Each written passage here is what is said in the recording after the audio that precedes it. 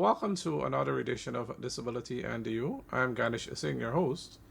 On this edition, I will be discussing education, more so education on children with disabilities. We are observing Education a Month under the theme Investing in People, Changing Lives. This theme cannot be more relevant because Ghana is on a rapid development trajectory, and there is significant investments in the education sector and also training for citizens of Guyana. We are seeing a lot more funds invested into constructing schools, training of teachers, and providing learning resources for the education system. A lot is also being done for the education of children with disabilities. To share with me on this program on education for children with disabilities as it relates to this year's theme for Education Month is Rosemary Ramett, who is a special education needs teacher and also an advocate for the rights of persons with disabilities. Rosemary, welcome to Disability and You. You're no stranger to this program, but today you're going to wear the hat as a teacher and someone Yes. who has been championing the right of children with disabilities to a meaningful education. Yes, well, thank you for having me.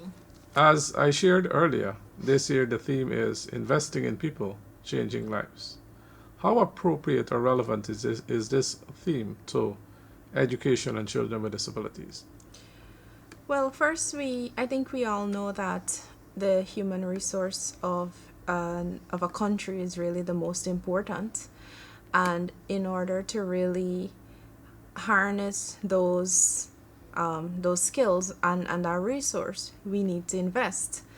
And as you rightly mentioned earlier, a lot is being done for education because, again, education we know is very important to the development of a society, and more so children with disabilities. I always talk about ensuring that no one is left behind, right? And SDGs talk about that, leaving no one behind.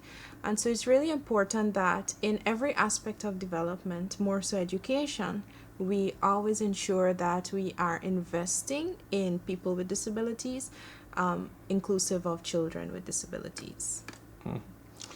What are some of the changes that you have seen as it relates to special education needs in Guyana over the past few years? All right, so there is definitely more training being done.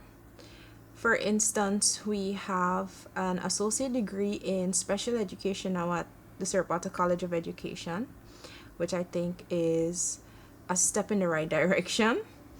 We've been calling for that for a very long time, and I'm very happy that it's now being offered.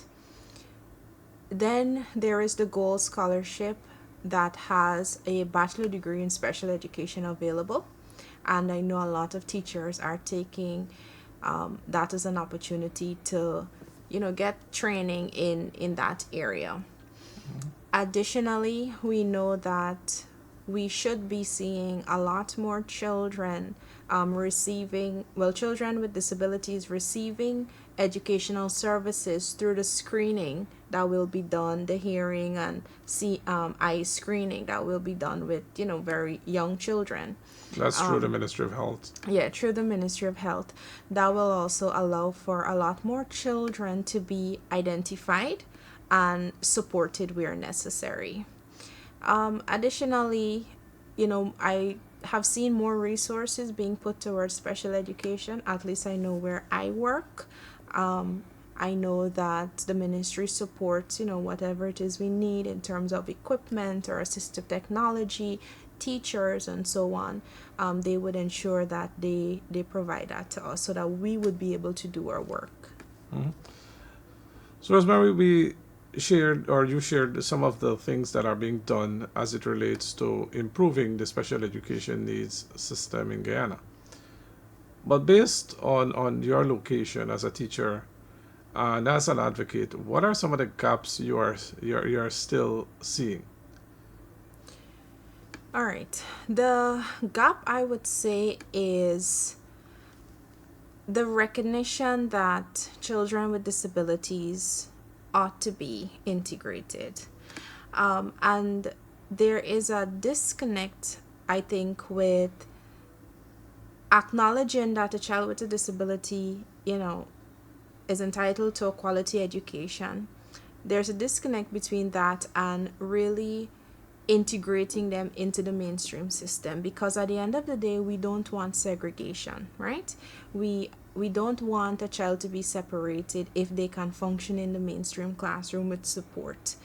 And so I think what we need to start doing is really working on bridging that gap so that more children with disabilities are, taken into the mainstream system where they can function on the same level as their peers without disabilities.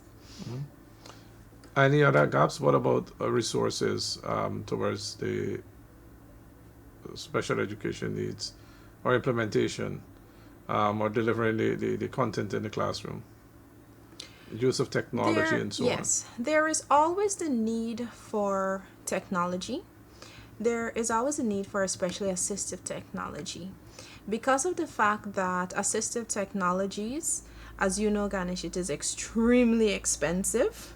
And because of the small market, so that Yes. companies want to recoup their Yes. capital expenditure. So it's extremely expensive, and to acquire those things, it's a process with the ministry and so on.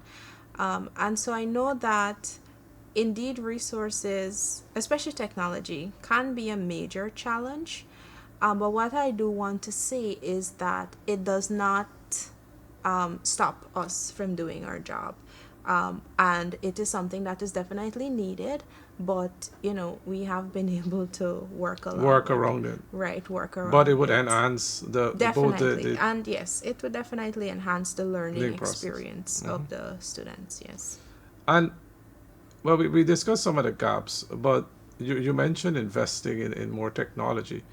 But do you see any more specific areas that the ministry can allocate resources to invest in children with disabilities so that it can change their lives?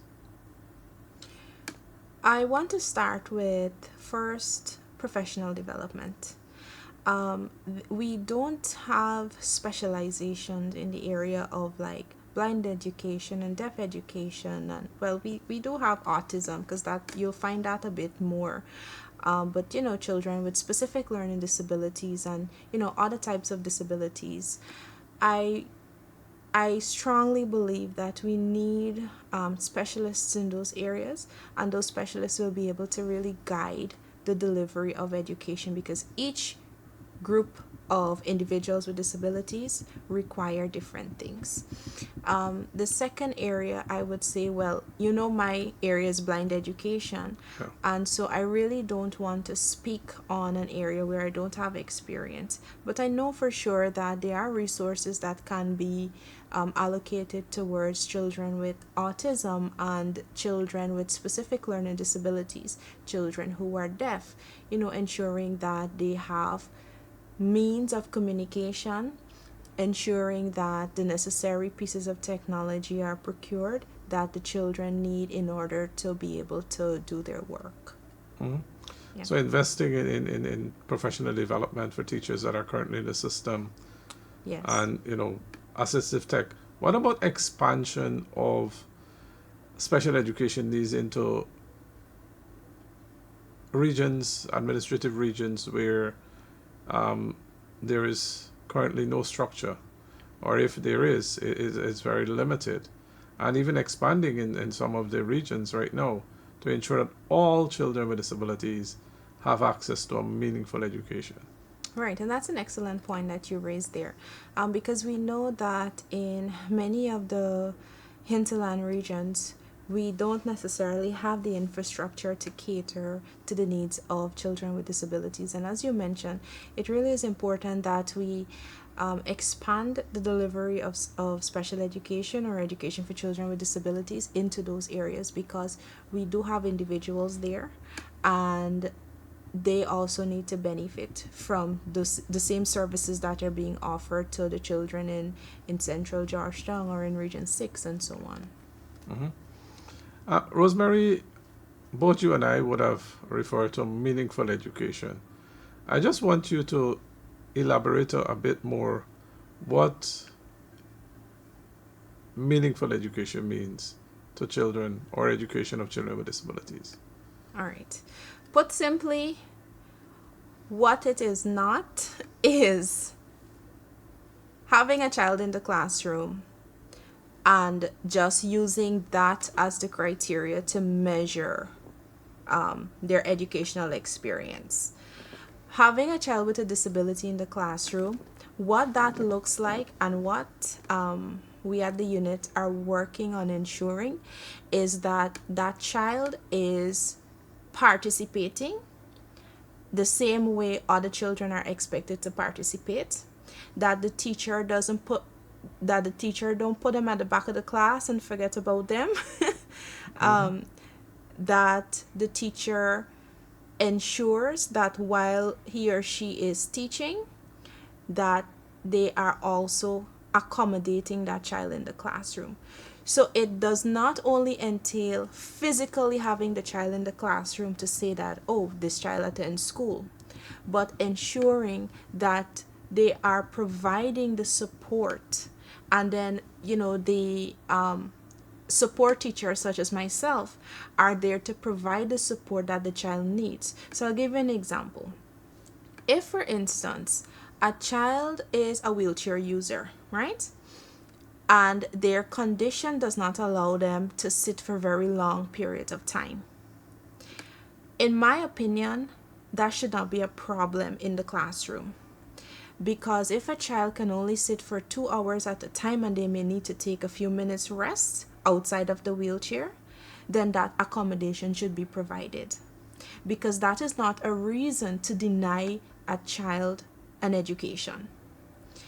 And if it is that the child can see to read, but their eyes get tired after a while, then they should not be forced to continue reading for very long periods of time. They should be given that time where they can rest and then go back to work. Because again, those are not reasons why a child cannot be accommodated into a classroom. And that's why I am there as an advocate and as a teacher to ensure that my students are placed in front of the class, that they're seated in the front, and that the teacher understands that this child will follow all the other rules that the other children have to follow. And that while I am not asking or advocating for any favors on behalf of this child, all I advocate for is for them to be given the opportunity to Mm. do their work and to participate in the classroom. And this should be across the board for children with other disabilities, not just children Yes. who are blind. Yes, and yeah, because I mentioned the children in wheelchairs who may not be Yes, able to sit for very long periods of exactly. time. And children who are deaf and children with other Yeah. forms of disabilities. But it's important for every child to have an assessment and also a learning education plan that can help to inform the process of teaching these children. Yeah. Because if the teacher is not aware, and even the teacher, itinerant teacher, is not competent enough to advise that class teacher or subject teacher, then it becomes a dilemma for that child. Yeah, and it's trial and error along the way. Exactly. Yeah. But meaningful education also means access to information, Yes. access to the schools. Mm-hmm. Fortunately, most, if not all, of the new schools that are being constructed by the Ministry of Education are being built with ramps, elevators, and accessible washrooms. At least that is what was told to us. So that's a plus. So it's accommodating to children with disabilities that might want to go there. Yeah. Rosemary, when we return after this break, we're going to discuss what are some of the services that are provided at a resource unit for the blind where you're attached, and what are some of the plans for the unit as it relates to improving services for children who are blind and visually impaired. Rosemary, before we get into a discussion on the services offered at the resource unit for the blind and visually impaired, I just want you to share with the public how impactful and meaningful education or qualifications can be to persons with disabilities as they venture into the world of work or they become an adult. Because we're coming from a place where very few opportunities were afforded to people with disabilities to acquire an education. We have adults who cannot get jobs or cannot be financially independent because of those limited or lack of opportunities. Share with us how impactful this can be if people or more children with disabilities are afforded a meaningful education, and how this would help to make them financially independent and productive citizens. All right. Now, making them a productive citizen is our end goal, right? As advocates, that is our end goal. And so I would always say to people, it's nice, and people look at it as being nice and charitable, right? When an individual is young. But when that individual becomes an adult, they're no longer seen as nice and cute, and people don't feel as charitable anymore.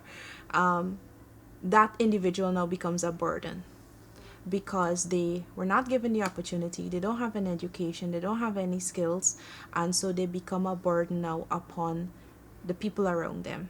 Many times they don't even have people around them upon whom they could depend for survival. And so it really is a matter of ensuring, and you asked me how impactful, and it is a matter of ensuring that these children are given the foundation that they need to be able to go on to be that productive adult.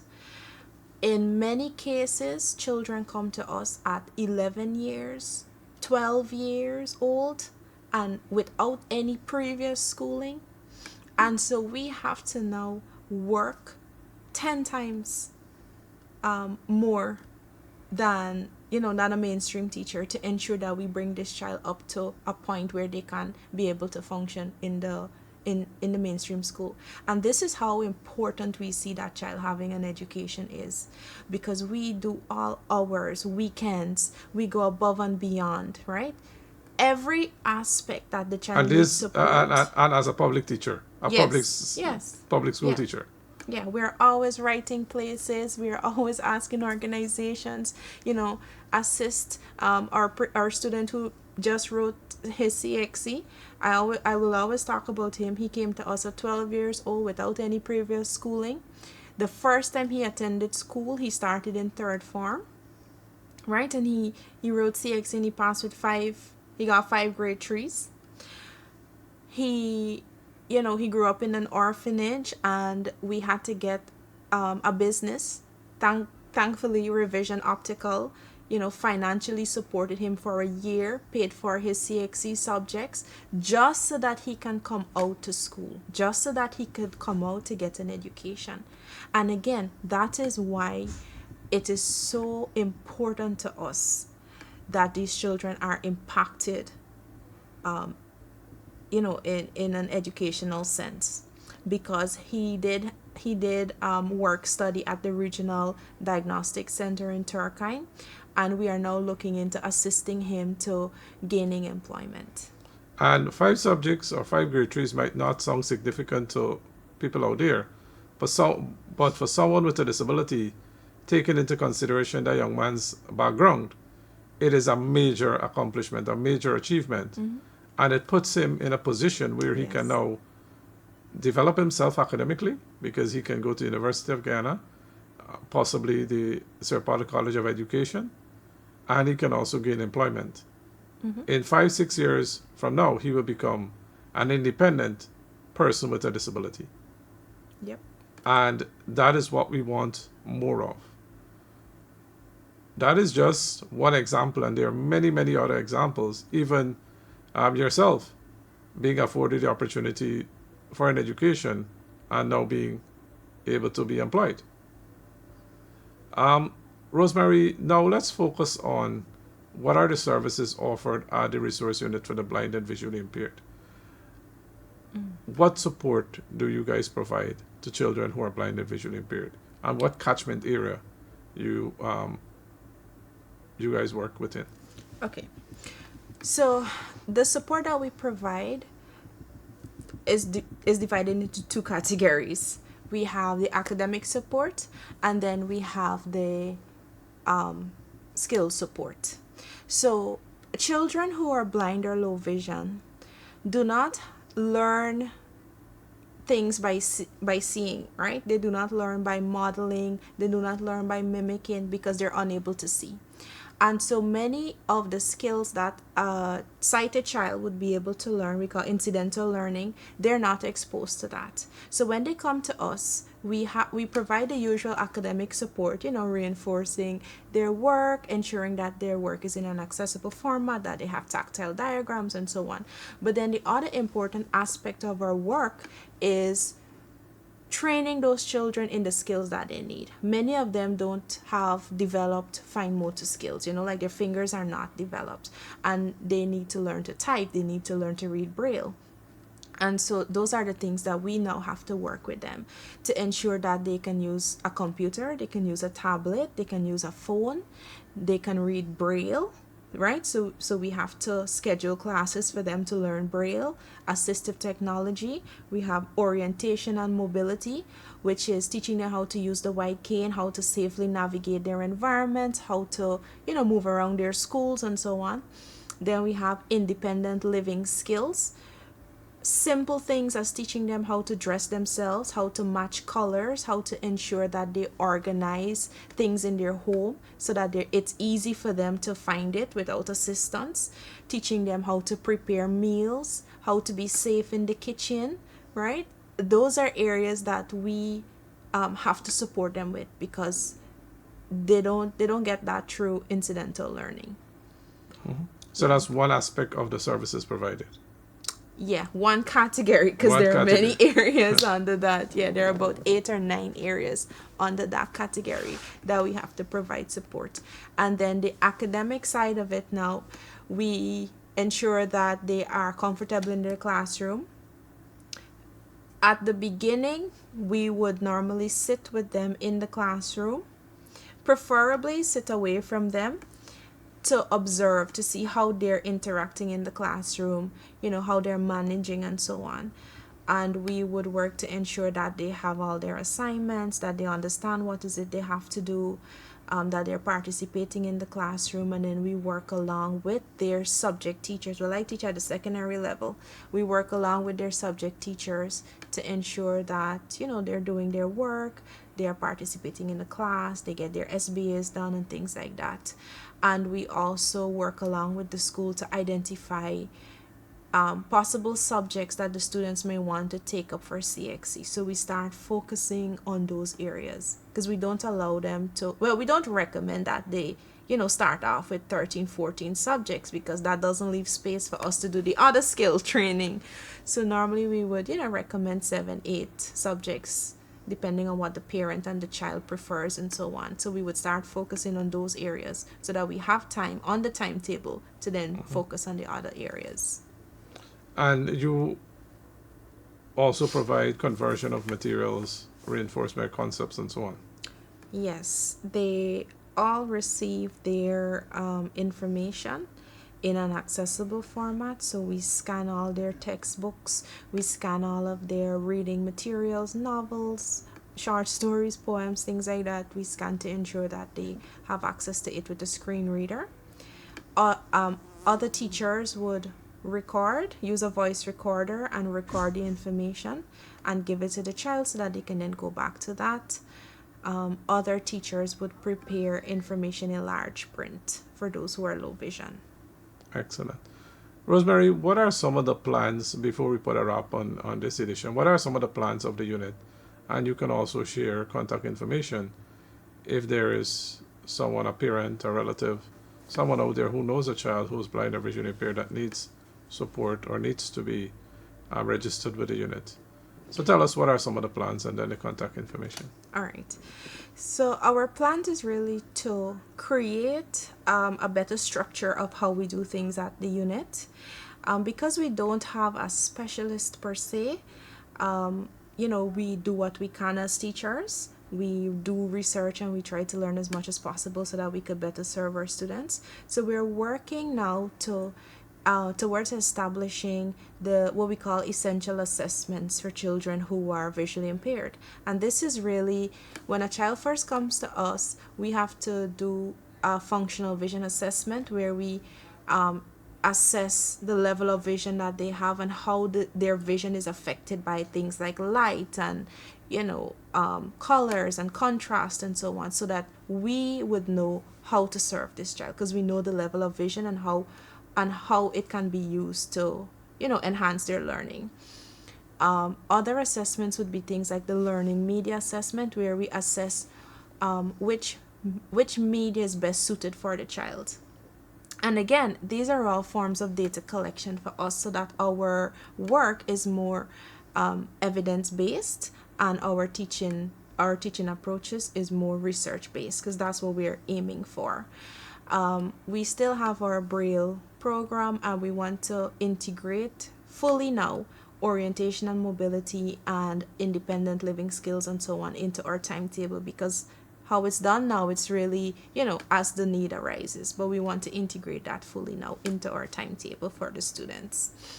In terms of how parents can get to us, we are located at 144 Albert Street, Queenstown. We are right next door to St. Gabriel's Nursery. So we're between St. Gabriel's Nursery and Starbuds Restaurant, a flat building. You can contact us on 227-7032. That's our office number. We also have a Facebook page where you can reach out to us. The first step is really reaching out to us, and then we'll be able to guide the parent on the next steps from there. Excellent. Rosemary, I want to thank you very much for sharing with us as we observe Education a Month. And I trust that the services for children with disabilities as it relates to their education will continue to improve as the government invests more resources into education. Best wishes with the plans at the Resource Unit for the Blind, and I'm sure you'll be back in the not too distant future to share the impact of some of the plans or the measures that are slated to be implemented. Thank you. Thank you very much, and that was another edition of Disability in You. Remember to join me next time as I discuss current affairs within the disability community. Goodbye.